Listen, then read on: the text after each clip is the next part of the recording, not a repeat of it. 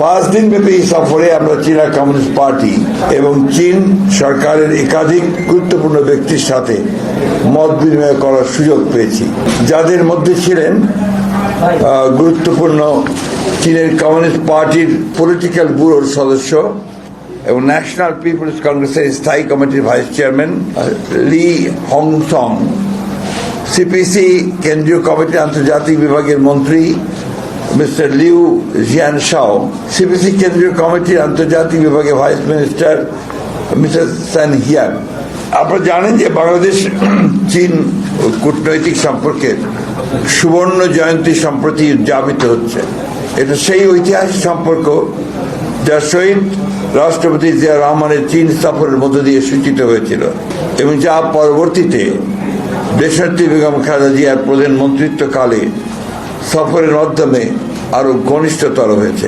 প্রতিটি বৈঠকে চীনা নেতৃবৃন্দ বাংলাদেশ চীন সম্পর্কে উন্নয়নে এই দুই ব্যক্তিত্বের অবদান সসম্মানে ব্যক্ত করেছেন। বিশেষ করে চীনের কমিউনিস্ট পার্টির পলিটিক্যাল ব্যুরোর সদস্য এবং ন্যাশনাল পিপলস কংগ্রেসের স্থায়ী কমিটির ভাইস চেয়ারম্যান লি হংসং এর সাথে গ্রেট হল অফ পিপল অনুষ্ঠিত দ্বিপাক্ষিক সভায়, যেখানে তার সাথে আরো উপস্থিত ছিলেন কমিটির গুরুত্বপূর্ণ নেতৃবৃন্দ। এ সময় আমাদের দায়িত্বহীনভাবে এক চীন নীতির প্রতি আমাদের দলীয় অবস্থান আমরা অত্যন্ত দৃঢ়ভাবে উচ্চারণ করেছি। পাশাপাশি প্রেসিডেন্ট শি জিনপিং এর নেতৃত্বে চীনের বিস্ময়কর উন্নতি ও আন্তর্জাতিক প্রবৃদ্ধি এবং তার বেল্ট অ্যান্ড রোড ইনিশিয়েটিভের ইতিবাচকতার কথা মর্যাদা ও সম্মানের সাথে আমাদের পক্ষ থেকে ব্যক্ত করা হয়েছে। এই বৈঠকে পলিসি ব্যুরোর সদস্য শ্রী লং হং সিং আমাদের ভারপ্রাপ্ত চেয়ারম্যান জনাব তারেক রহমানকে চীন সফরের আমন্ত্রণ জানিয়েছেন এবং দ্রুতই একটি নির্বাচিত সরকারের সাথে নতুনভাবে কার্যক্রম শুরুর ব্যাপারে চীনের পক্ষ থেকে আশাবাদ ব্যক্ত করেছেন। বৈঠকে বাংলাদেশের অবকাঠামো উন্নয়নে পরীক্ষিত বন্ধু রাষ্ট্র হিসাবে চীনের অবদান সমূহ আমাদের পক্ষ থেকে ধন্যবাদের সাথে উল্লেখ করা হয়েছে এবং ধারাবাহিকতায় আগামীতে ডিজিটাল প্রযুক্তি, সেমিকন্ডাক্টর, নবায়নযোগ্য জ্বালানি, মেডিকেল ও উচ্চ স্বাস্থ্য সেবা, উচ্চশিক্ষা, যোগাযোগ, আধুনিক কৃষি প্রযুক্তি, এসএমই বিজনেস, ব্লু ইকোনমি, উন্নতর প্রযুক্তি হস্তান্তরের ক্ষেত্রে চীনের অধিকতর ভূমিকা রাখার আহ্বান জানানো হয়েছে। চীনের পক্ষ থেকে এ ব্যাপারে ইতিবাচক অবস্থান সুস্পষ্টভাবে উল্লেখিত হয়েছে। কূটনৈতিক সম্পর্কে স্থাপনের সুবর্ণ জয়ন্তী উপলক্ষ করে আমরা এর অধিকতর প্রায়োগিক দৃষ্টান্ত দেখার অপেক্ষা রয়েছি, যাতে আমাদের মাঝে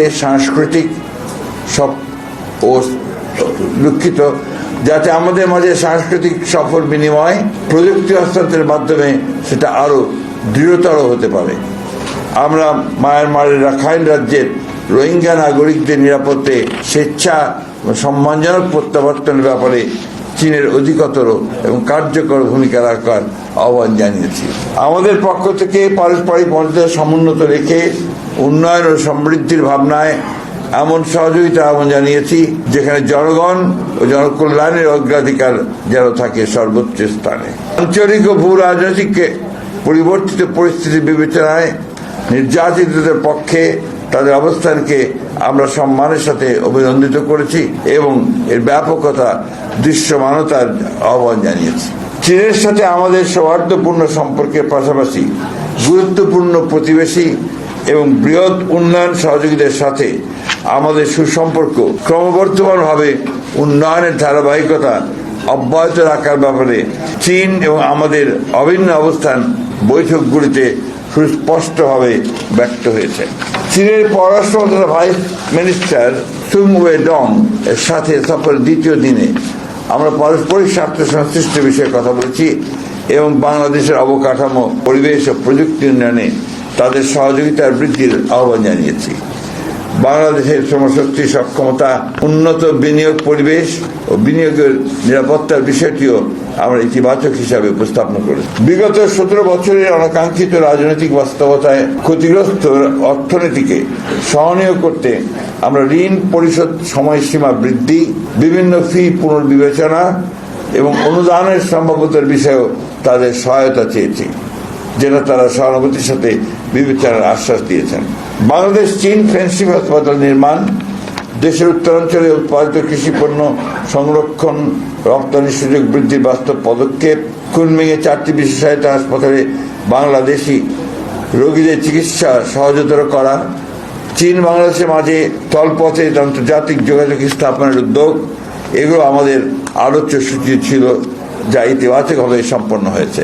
চীনের কমিউনিস্ট পার্টির পক্ষ থেকে 2 বছর মেয়াদী রাজনৈতিক সমঝোতার স্মারক স্বাক্ষরের প্রস্তাব করা হয়েছে, যা আমরা ইতিবাচকভাবে গ্রহণ করেছি। বেইজিং থেকে আমরা সানজি প্রদেশের রাজধানী জিয়াং সফরে যাই। সেখানে আমরা বৈদ্যুতিক গাড়ি প্রস্তুতকারক প্রতিষ্ঠান BYD পরিদর্শন করি। পাশাপাশি তাদের হাইটেক প্রযুক্তি পার্ক জিয়াটং বিশ্ববিদ্যালয়ের পরিদর্শনও আমাদের সফরসূচিতে অন্তর্ভুক্ত ছিল। এখানে প্রায় 50 জন বাংলাদেশি ছাত্র অধ্যয়নরত রয়েছেন। সানজি প্রদেশে কমিউনিস্ট পার্টির সেক্রেটারির সাথে আমাদের দ্বিপাক্ষিক বৈঠক অনুষ্ঠিত হয়, যেখানে আমরা উচ্চশিক্ষা বিনিময়ে তাদের সাথে গার্মেন্টস শিল্প স্থানান্তরের ক্ষেত্রে বাংলাদেশকে বিবেচনা রাখার প্রস্তাব বিবেচনা করার আহ্বান জানিয়েছি। সফরের অন্যতম গুরুত্বপূর্ণ পর্ব ছিল জিয়ান শহরের তৈরির একটি আদর্শ গ্রাম পরিদর্শন, যে গ্রামবাসী সক্রিয় অংশগ্রহণে তাদের স্বাস্থ্য, শিক্ষা, বিনোদন, কর্মসংস্থানের অপূর্ব সুযোগ সৃষ্টি করেছে। একই সাথে আমরা জিয়ান মহানগরীর একটি কমিউনিটি ইউনিট পরিদর্শন করি, যা স্বেচ্ছাশ্রম ও জনকল্যাণ শিক্ষার একটি সমন্বিত অনুপম উদাহরণ। সার্বিকভাবে এই সফরের মাধ্যমে আমরা এই 2 ভাতৃপ্রতিম দেশের বিদ্যমান বন্ধুত্বপূর্ণ সম্পর্ককে আরও উন্নততর ও ঘনিষ্ঠতা করার সুযোগ পেয়েছি, যা আগামীতে আরও প্রতিষ্ঠিত হবে বলে আমরা আশাবাদী। এই সফর আয়োজনের উদ্যোক্তা হিসেবে চীনা কমিউনিস্ট পার্টি, ঢাকাস্থ চীনা দূতাবাস এবং আমন্ত্রণকারী চীন কমিউনিস্ট পার্টির আন্তর্জাতিক বিভাগকে ধন্যবাদ এবং কৃতজ্ঞতা জ্ঞাপন। ASBD 24 সত্য প্রকাশে প্রতিশ্রুতিবদ্ধ। চ্যানেলটি সাবস্ক্রাইব করুন।